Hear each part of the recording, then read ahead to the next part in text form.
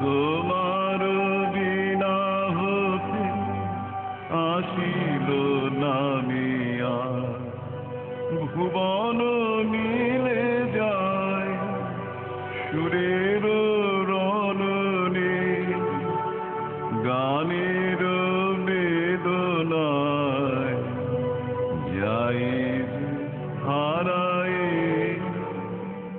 জীবন মরণে, সীমানা ছাড়ায় বন্ধু হে আমার রয়েছ দাঁড়ায়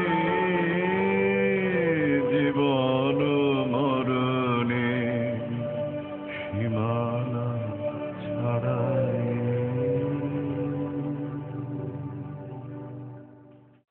জীবন মরণের প্রসঙ্গটা যখন এলো একই শব্দবন্ধের মধ্যে, তখন আমার একটি কবিতা মনে পড়ছে। আজ মৃত্যু শুরু করা ভালো এই দিবস নিশীথে, আজ শীত গ্রীষ্মবোধ শেষ যদি জীবন কুসুম, ফোটো তবে স্ফুটমান স্বপ্নে করো আগমনী গান। নকড়া ছকড়া দরে তুমি দাও সত্যতা প্রমাণ, প্রমাণ দিতেই যদি প্রমাণ দিতেই পৃথিবীতে আসা, তবে আশা মাত্র আশার আশা জীবন কুসুম মেঘরূপে জন্ম নেয়। একদিন দেবতার বরে প্রতিবেশীদের ঘরে অপরূপ বৃষ্টি হয়ে পড়ে। আমারও সামান্য মেঘ ওইভাবে নেমে একদিন বলেছে, অঙ্গন মানে জানো তুমি, নৃত্য মানে জানো, জানো স্বপ্ন শুরু করা, একাকার জানো রাত্রি দিন, মনে মনে স্বর্ণধান আনো যদি, কার জন্যে আনো? এর কোনো উত্তর হয়? নদী জলে খেয়া নৌকো তার একাকী বেরিয়ে পড়ে, তলিয়েও যায় সে একাকী। কখনো নৌকায় আমি, কখনো বা তীরে বসে থাকি, শীত গ্রীষ্ম ফিরে যায়, দেখা যায় না বারবার।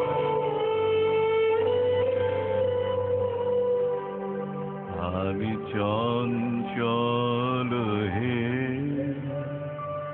আমি সুদূরের পিয়াসী, আমি চঞ্চল হে, আমি সুদূরের পিয়াসী, আমি চঞ্চল হে, আমি সুদূরের পিয়াসী, আমি চঞ্চল হে। চলে যায় আমি আনমনে, তারি আশাতে থাকি বাতায়নে। ওগো প্রাণী মনে, আমি যে তাহার পরশ পাবার প্রয়াসী, আমি সুদূরের পিয়াসী। ওগো সুদূর বিপুল সুদূর, তুমি যে বাজাও ব্যাকুল বাঁশরি, মোর ডানা নাই আছি একটাই, সে কথা যে যাই পাশরি। আমি চঞ্চল হে, আমি উন্মনাহি, হে সুদূর আমি উদাস, রৌদ্র মাখানো অলস বেলায় গুরুমোর বরে ছায়ার খেলায় কি মূরতি তব নীল আকাশে নয়নে উঠে গো আভাস হে শুধু আমি উদাসী ওগো সুদূর বিপুল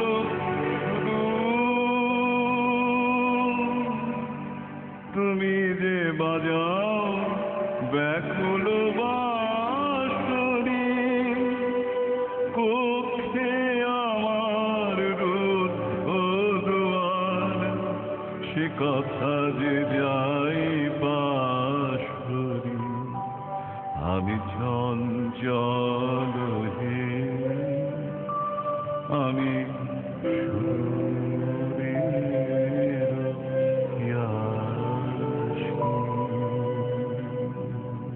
আপনি যখন দেখা যায় না এপার ওপার বললেন, তখন এই সূত্রে আমার এই গানটির কথা মনে পড়ে গেল। আর এই কথা তো সত্যিই যে একদিন দেবতার বরে প্রতিবেশীদের ঘরে বৃষ্টির মতোই ছিল জর্দার গান। আমিও তার প্রতিবেশী ছিলাম, ঠিক একই পাড়া অর্থে নয়, একই আকাশের নিচে, একই শহরে। আর অনেক দিন ছিলাম প্রতিবেশী, দিয়েছি যত, নিয়েছি তার বেশি। এই কথাটা আমার ক্ষেত্রে তো আক্ষরিকভাবেই সত্যি। আচ্ছা অরুণ, জর্জদার কাছে তোমার গান শেখার শুরুটা কিভাবে হয়েছিল? আমি 1977 সালে, এটা একটু সময় লাগবে আর কি, 1977 সালে মাধ্যমিক পরীক্ষা দিয়ে, তখন আমার বছর 14 মতন বয়স। মার অনুরোধে আমি, আচ্ছা মার কথা যখন উঠলো না, একটা কথা আমার বলা দরকার আছে আপনাদের সামনে। আজকে আমার এই প্রভাতী অনুষ্ঠানটি আমি আমার পরলোকগতা মা অনিমা গঙ্গোপাধ্যায়েরকে উৎসর্গ করলাম। এটা আমার আগেই বলা উচিত ছিল, কিন্তু মনটা মাঝে মাঝে ভারাক্রান্ত হয়ে যাচ্ছে তো, আর আপনাদের সঙ্গে সেটা ভাগ করে নিতেও কোনো অসুবিধে হচ্ছে না। হ্যাঁ, যেটা বলছিলাম, মার খুব ইচ্ছে ছিল যে আমি জর্জার কাছে গান শিখতে চাই। আমরা খুব নিম্ন মধ্যবিত্ত পরিবার ছিলাম, বাবা চাকরি করতেন উষা কোম্পানিতে, বছরের অধিকাংশ সময় প্রায় মাঝে মাঝেই বন্ধ হয়ে যেত। তো বাবা যে খুব গান শেখানোর ইচ্ছে ছিল তা নয়, কিন্তু মার কথাতে আর কি আর আপত্তি করেননি। তা মা একটা জোগাড় করে ফেললেন জর্জার ঠিকানা। তা আমি সেই ঠিকানা ধরে ট্রায়াঙ্গুলার পার্কে ট্রামে করে এসে নামলাম। তা হাফ প্যান্ট পরা, তখনও মাধ্যমিকের পরীক্ষার্থীরা হাফ প্যান্ট পরতো আর কি।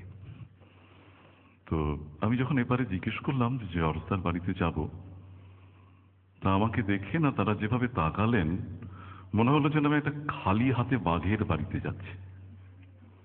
তো দেখিয়ে দিলেন 174 রাসবিহারী অ্যাভিনিউ, একটা সরু গলির ভেতর দিয়ে ডান দিকে একটা মিষ্টির দোকান, শান্তি সুইটস।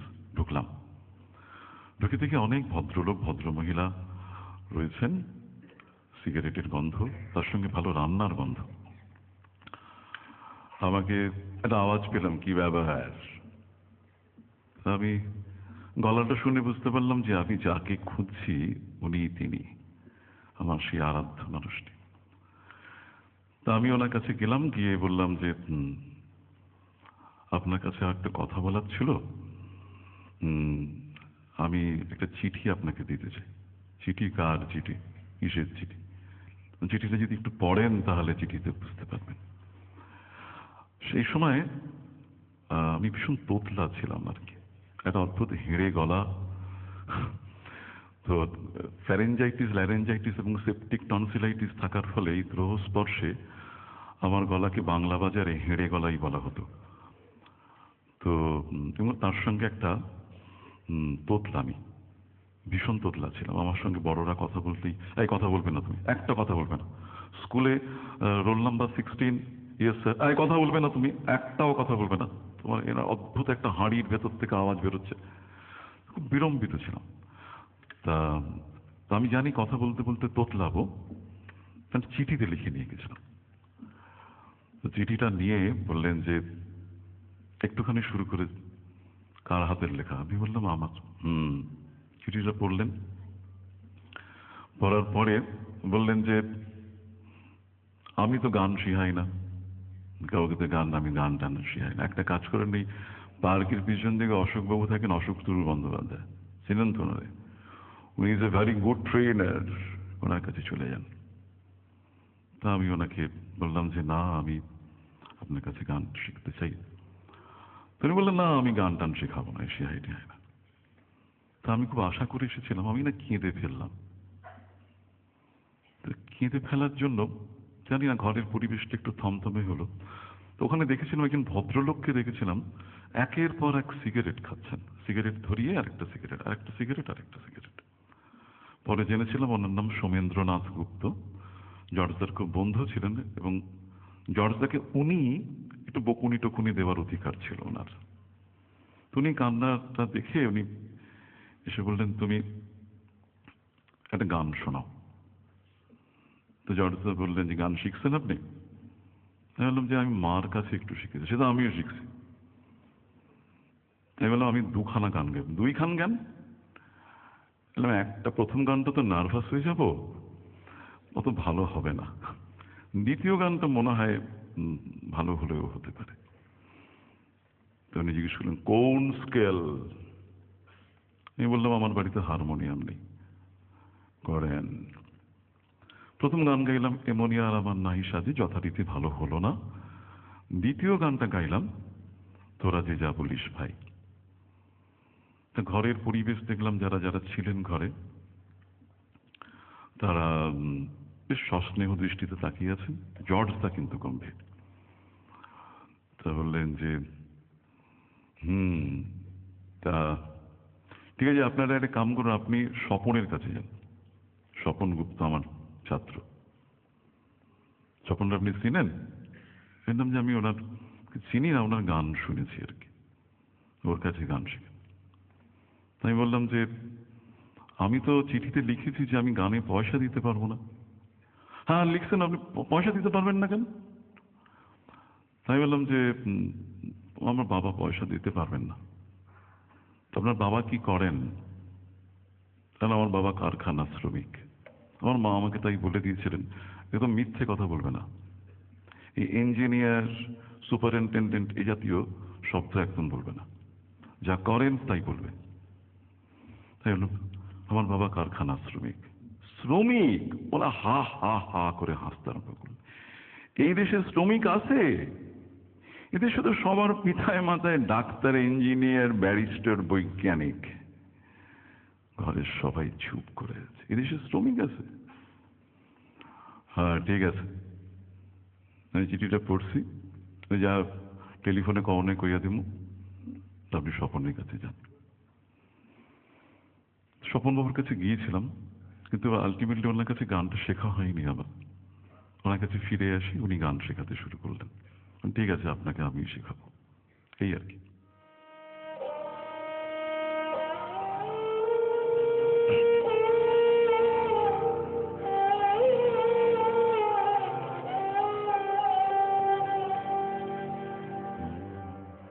তোমার দ্বারে কেন আসি, ভুলে যে যাই, কতই কি চাই। দিনের শেষে ঘরে এসে লজ্জা যে পাই, তোমার দ্বারে কেন আসি, ভুলে যে যাই।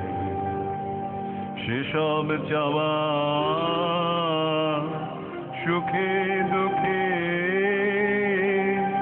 ভেসে বেড়ায় কেবল মুখে, গভীর বুকে যে চাওয়াটি গোপন, তাহার কথা যে নাই। তোমার দ্বারে কেন আসি, ভুলে যে যাই। প্রসঙ্গে একটা অভিজ্ঞতা আছে, সেটা আমি কাকাবাবু আপনাকে বলবো। বাসনা সব বাঁধন যেন কুড়ির গায়ে হেঁটে যাবে, ঝরে যাবে দক্ষিণ বায়ে। বাসনা সব বাঁধন যেন কুড়ির গায়ে হেঁটে যাবে, ঝরে যাবে দক্ষিণ বায়ে। একটি ছাওয়া ভিতর হতে ফুটবে তোমার ভোর আলোতে, প্রাণের স্রোতে অন্তরে সে গভীর আশা বয়ে বেড়ায়। তোমার দ্বারে কেন আসি, ভুলেই যে যাই কতই কি চাই।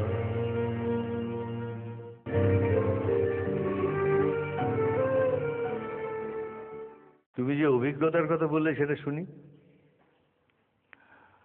তখন জড়তার কাছে বেশ কিছুদিন গান শিখছি আর কি। তো একদিন আমি গেছি,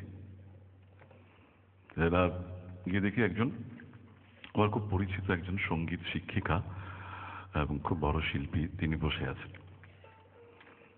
আমাকে দেখে বললেন, আজকে আপনার কি ব্যাপার? বললাম, আমি যাচ্ছিলাম, তো থাকেন পটোপাড়ায় কামপরে ট্রায়াঙ্গুলার পার্কে, এই বয়সে বসেন। তো বললে, যিনি গান শিখছেন আর কি, গিয়ে দেখি একজন ভদ্র, উনি বসে আছেন, উনি গান শিখছেন জর্জদার কাছে, আর ওনার স্বামীও আছে। তো আপনি এনে চিনেন? বললাম, হ্যাঁ চিনি। কি কন, কে বল, কন দেখি। আমি নামটা বললাম। গান শুনছেন? আমি বললাম যে হ্যাঁ শুনেছি। কি গান শুনছেন? তুমি যে গানটা শুনেছি সেই গানটা বললাম। আর কি শুনছেন? আর কিছু শুনিনি। উনিও শোনেন নাই। আচ্ছা, এইটি এ পোলাটা আপনি ছিলেন? উনি খুব বিরক্ত এমনিতে, কারণ সকাল থেকে অনেকক্ষণ ধরে উনি মনে হয় গানটা করছেন আর কি। না চিনি না। আমার কাছে গান শিখে না, গান গেলে আমি যাই কই তাই টপ করে ডাকি, আপনি বাইরে যান, বাইরে যান। তা আমি তখন যেটা হইতেছিল, সেই দিদিমণির কোলেতে একটা স্বরলিপির খাতা তোলা আছে। তো বুঝতে পারলাম তোমার দ্বারে কেন আসি গানটা শেখানো হচ্ছিল। তা উনি এই গানটা গাইছেন, একটি চাওয়া ভিতর হতে ফুটবে তোমার ভোর আলোতে, প্রাণের স্রোতে অন্তরে সেই গভীর আশা বয়ে বেড়াই। তো গানটা যতবার উনি করাচ্ছেন, আমি না বাইরে থেকে দেখতে পাচ্ছি একই রকম শুনতে লাগছে। জড়তা বলছে হইতেছে না। বেশ কিছুক্ষণ করার পরে সেই শিল্পী হঠাৎ বললো, আপনার প্রবলেমটা কি বলুন তো জলসা? ওই স্বরলিপিটাতে ঠিক আছে, গানটা যা বলছেন সেটা করছি।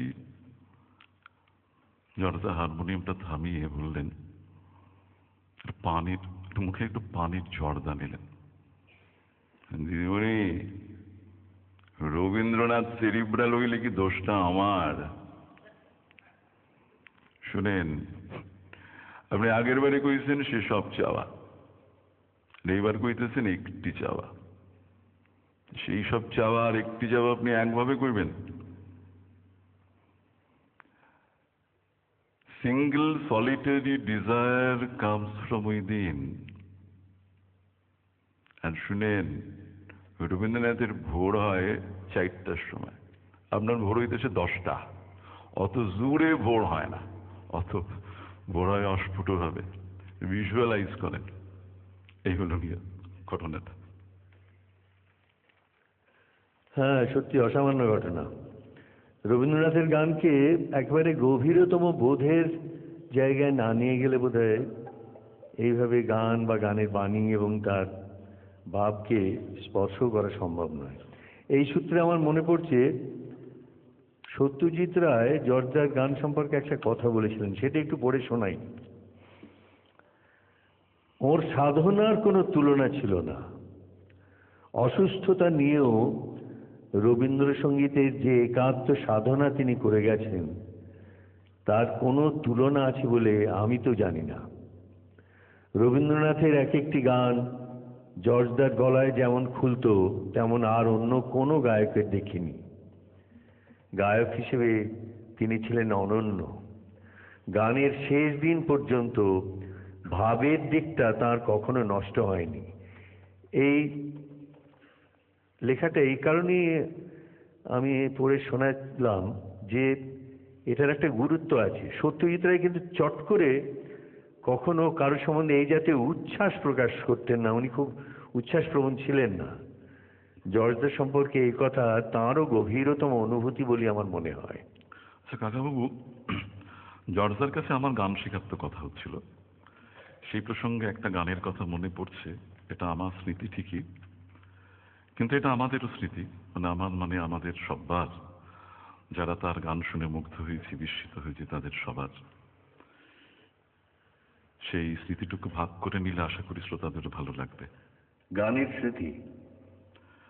হ্যাঁ, গান তো বটেই, তবে ওই যে আসরের একেবারে গোড়ায় আপনি যা বললেন না, জীবন গান, গল্পটা বলি।